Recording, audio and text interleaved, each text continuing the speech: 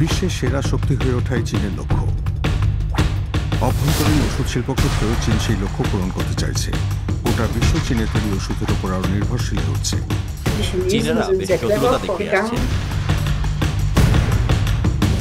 গোটা বিশ্বকে চিকিৎসা পণ্যের ক্ষেত্রে পুরোপুরি চীনের উপর নির্ভর করতে চলেছে। সেক্ষেত্রে এমন পণ্যের রপ্তানি কি রাজনৈতিক হাতিয়ার হিসেবে ব্যবহার করা হবে? সবসময় সস্তা পণ্য উৎপাদন করাই চীনের ওষুধ শিল্পের মূলমন্ত্র থেকেছে।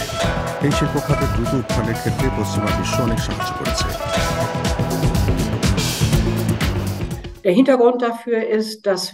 এর প্রেক্ষাপট হলো আমরা ওষুধের জন্য বেশি ব্যয় করতে চাই না, যদিও সেটাই চিকিৎসার সবচেয়ে সস্তা উপায়। সেই কারণে উৎপাদনের ব্যয় কমানোর চেষ্টা করা হয়। সবচেয়ে সহজ উপায় হচ্ছে এমন সব দেশে যাওয়া যেখানে সস্তা শ্রম, কম পরিবেশ বিধি এবং জ্বালানির কম মূল্য রয়েছে। বর্তমানে জার্মানিতে একটি মাত্র ট্যাবলেটের দাম 6 সেন্ট, যা চুইং গামের দামের সমান। চীন বর্তমানে 40% অ্যাক্টিভ ইনগ্রেডিয়েন্ট বা চিকিৎসার ওষুধের অংশ উৎপাদন করছে বলে বিশেষজ্ঞরা অনুমান করছেন। আপাত দৃষ্টিতে সেটা মনে না হলেও চীন সেই প্রক্রিয়ায় জড়িত রয়েছে। প্রতিযোগিতার বাজারে বাকিদের তুলনায় চীনের একটা সুবিধা রয়েছে। সে দেশ ওষুধের বেশিরভাগ কাঁচামাল উৎপাদন করে। বিশাল আকারে উৎপাদনের কারণে তার মূল্য অত্যন্ত কম থাকে।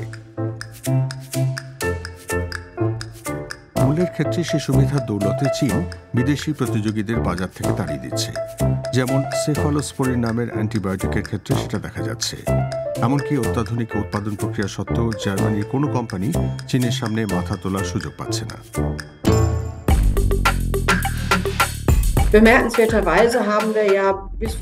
কয়েক বছর আগে পর্যন্ত হোক্সট কোম্পানি সেফালোস্পোরিন উৎপাদন করত। চীনের স্পষ্ট উত্থানের ফলে সেটা আর সম্ভব হচ্ছে না। তারা সবসময় হোক্সটের তুলনায় কম দাম থেকে এসেছে। সেই সময়কার হোক্সট কোম্পানির মালিকেরা তখন বাধ্য হয়ে বললেন, এটা আর লাভজনক নয়, আমরা উৎপাদন বন্ধ করে দেব।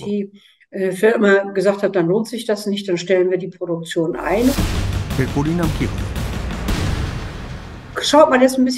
ভালো করে সেফালোস্পোরিনের দিকে নজর দিলে লক্ষ্য করবেন সেটির ভিত্তির মৌলিক উপাদান হলো এমিনোসেফালিক পিউরানোয়িক অ্যাসিড, যা বড় আকারে শুধু চীনেই উৎপাদন হয়।